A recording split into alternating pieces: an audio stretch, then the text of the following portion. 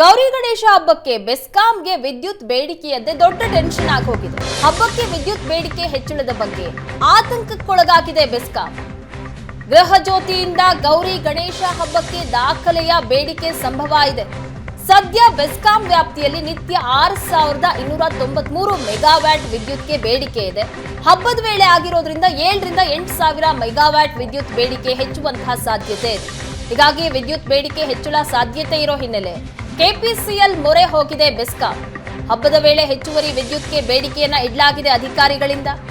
ಬೆಸ್ಕಾಂ ವ್ಯಾಪ್ತಿಯಲ್ಲಿ ಗಣೇಶ ಹಬ್ಬದ ವೇಳೆ ಹೆಚ್ಚುವರಿ ವಿದ್ಯುತ್ ಬಳಕೆ ಸಾಧ್ಯತೆ ಇರೋದ್ರಿಂದಾಗಿ ಗಣೇಶೋತ್ಸವಕ್ಕೆ ತಾತ್ಕಾಲಿಕ ವಿದ್ಯುತ್ ಸಂಪರ್ಕವನ್ನ ಪಡೆದಿರುವಂತಹ ಗ್ರಾಹಕರು ಹಬ್ಬದ ದಿನ ಹೆಚ್ಚಿನ ತಾತ್ಕಾಲಿಕ ಸಂಪರ್ಕವನ್ನ ಪಡೆಯುವಂತಹ ಸಾಧ್ಯತೆ ಇದೆ.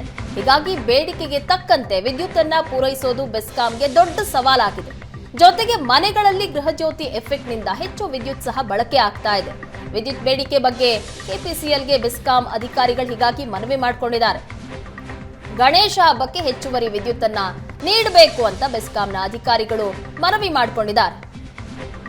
ಸದ್ಯ ಬೆಸ್ಕಾಂ ವ್ಯಾಪ್ತಿಯಲ್ಲಿ ಪ್ರತಿನಿತ್ಯ 6293 ಮೆಗಾವ್ಯಾಟ್ ವಿದ್ಯುತ್ ಅನ್ನ ಬಳಕೆ ಮಾಡಲಾಗ್ತಾ ಇದೆ. ಆದರೆ ಗೌರಿ ಗಣೇಶ ಹಬ್ಬದ ಹಿನ್ನೆಲೆಯಲ್ಲಿ 7 ರಿಂದ 8 ಸಾವಿರ ಮೆಗಾವ್ಯಾಟ್ ವಿದ್ಯುತ್ ಬೇಡಿಕೆ ಹೆಚ್ಚಾಗುವಂತಹ ಸಾಧ್ಯತೆ ಇದೆ. ಹೀಗಾಗಿ ಹಬ್ಬದ ವೇಳೆ ಹೆಚ್ಚುವರಿ ವಿದ್ಯುತ್ಗೆ ಬೇಡಿಕೆಯನ್ನ ಇಡಲಾಗಿದೆ ಬೆಸ್ಕಾಂ ಅಧಿಕಾರಿಗಳಿಂದ.